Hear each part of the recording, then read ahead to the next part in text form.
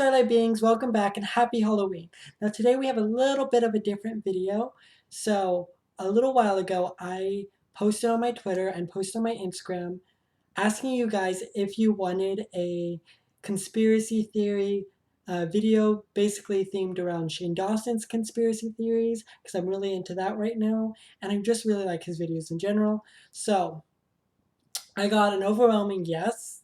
Now I don't have a lot of followers, but if you aren't following me and you want to, it will be my information will be at the end of the video. Also, it will be down below. So go ahead and check that out if you want to follow.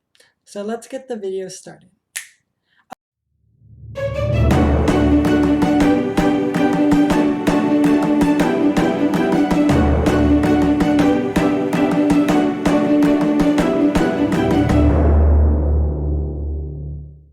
Hey guys, welcome back. So the first conspiracy theory I'm going to talk about has been mentioned multiple times in Shane's videos, and that is the Mandela effect. So basically the Mandela effect is the idea that people remember things a certain way vividly, and it's multiple people, yet they didn't happen like that. They go back and watch videos or proof, and it happened differently. And the first one I'm going to be talking about is, how many licks does it take to get to the center of a Tootsie Pop?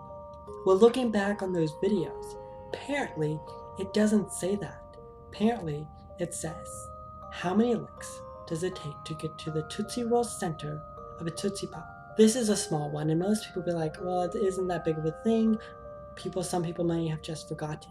But there are other incidences where people were remembering these things that didn't actually happen. Even the people who did them themselves. The other part of this theory is that we're slowly shifting into other parallel universes. And what really creeps me out is I've had this idea since I was a kid, even far before I even knew about the Mandela effect. I've heard about the theory of parallel universes, and ever since then, it's intrigued me. And I was like, oh, what if there are other universes besides ourselves that are changed based on the actions we do? And then once I started experiencing the Mandela effect personally, I started jokingly thinking, hey, what if I'm slipping into an alternate universe in my sleep? And then years later, I watched a Shane Dawson video explaining about a theory that is exactly what I was thinking when I was a kid. Now that creeps me out. And if you go further into depth into thinking about this theory, you'll realize that it also explains some of the other conspiracy theories Shane Dawson talks about. Like deja vu. What if deja vu is just us remembering things that happened in the parallel universe we were in before? Or what if we're constantly switching? And that's why we constantly have deja vu, because those things actually happen. So that really just creeped me out, and I thought I would share it with you guys because of the fact I had a personal connection to it. Now, Shane talks about it more, and you can check it out on his channel. The next conspiracy theory I'm going to talk about is the Illuminati. Now, most people know about the Illuminati, and it's a huge staple for Shane Dawson's channel. The main theory about the Illuminati, or the enlightened ones, is that they're secretly ruling the world, that they are the ones controlling the government, and that one day they're going to come out of the shadows and take over the world. Now, in one of Shane's video, he mentions how the Illuminati is centuries old, and that they've been controlling the world in secret for years. And he also mentions the whole theory that they're going to come out one day, take over the world, and I have some questions with that. The whole idea of the Illuminati, while I was hearing it, especially from Shane's videos, made me think.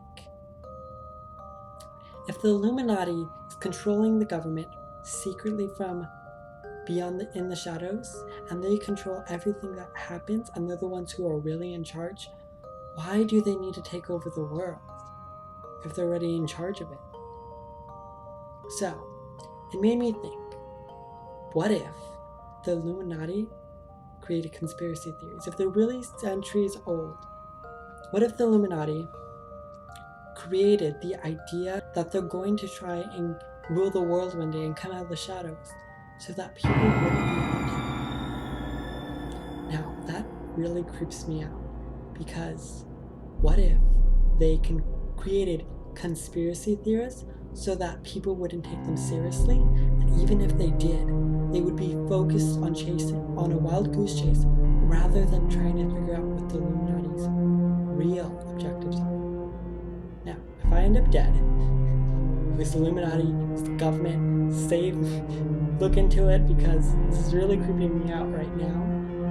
But what if they place conspiracy theorists to make them look crazy, or make focus off of what's really happening? Because think about it, conspiracies.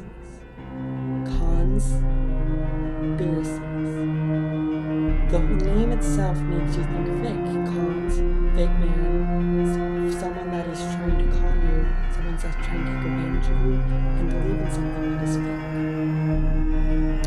fake. There was also a video of Shane joining the Illuminati where he was emailed by the Assad, where it obviously wasn't real. It also makes you think, what if Shane doesn't need to join the Illuminati? What if Shane is already in it? I know a lot of people won't believe me, and I personally don't really believe me, but think about it. On one conspiracy theory video alone, Shane has at least 12 million views.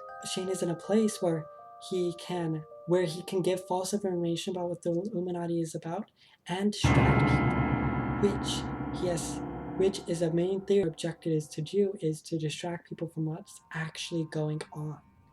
Now, I don't really believe in this theory, but it's something to think about.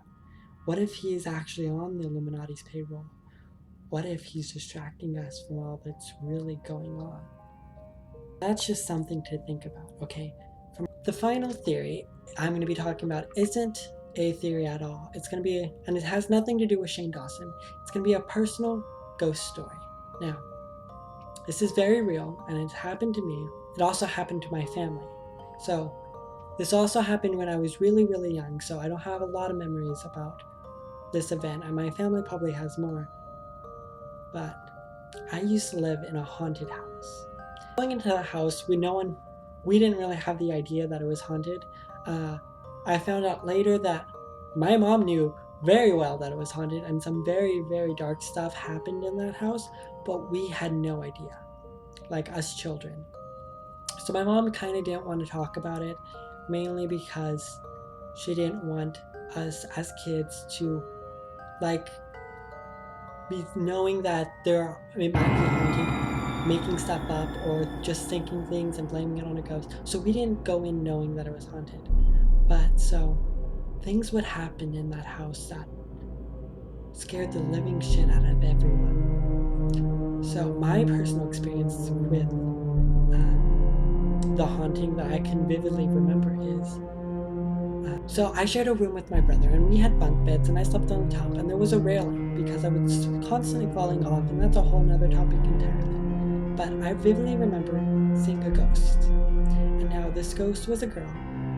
She had black hair, I believe. It's been a long time since I've talked about this, but she definitely had a white nightgown on, and she was just staring at me, and I freaked out. I started screaming and crying and screaming, and then finally people woke up and they came in. The people who don't believe in ghosts or anything would probably believe, oh, you were dreaming, oh, it was something in your mind, and it didn't really happen and you're seeing things. Now, if it was just me, I probably would have given to them, because when I was younger, I definitely did suffer from night terrors. The thing about the night terrors is I don't remember any of them, and actually, it's my mom who told me that I suffered from them, and that I would go to sleep, and the minute she would lie in bed, I would start screaming, and then she would wake me, and then I would wake up not remembering really anything that happened or that I was suffering from it. So I never really had memories of ever having night terrors. But this is something that was vivid, that stuck in my mind. Now, I don't know if this is true, the fact, but I'm pretty sure it is. I've heard it multiple times, and what I've heard is that there used to be a family who lived in that house. There was a husband, a wife, and 2 little girls. And it's definitely sad to say, but from what I've heard, the man killed his whole family. I also heard that they practiced the occult, or he practiced the occult, or someone after that practiced the occult. So there was definitely things attached to that house, and we didn't, as kids, we didn't know this. But my mom asked us about it years later, and we all pretty much described the same thing. We described the ghost that I saw when I was little, and we never really talked about it. But there was also a few other changes. Like my eldest sister saw a man, and he would pace and he would sit down. My other sister saw a young girl, and she was holding a teddy bear. And that would definitely fit into that whole thing with the man, his wife, and 2 girls. So I don't really know what happened in that house. It's definitely haunted. We're definitely not the only ones who've talked about it. And it's definitely affected how we lived our life. So when we moved and finally got a house of our own, one of the first things we did was bless that house. And it was definitely a scary experience, and we all definitely felt something, and there was definitely something strange about what was going on. So that's where I'm going to end it. Hope you guys all have a happy Halloween. Good night, everyone. Now, don't forget to follow me on Twitter and to hit the bell icon to be notified every time I upload a new tweet. You can also follow me on Instagram and on my Snapchat, Jess-Starlight, all lowercase. Okay, that's the video.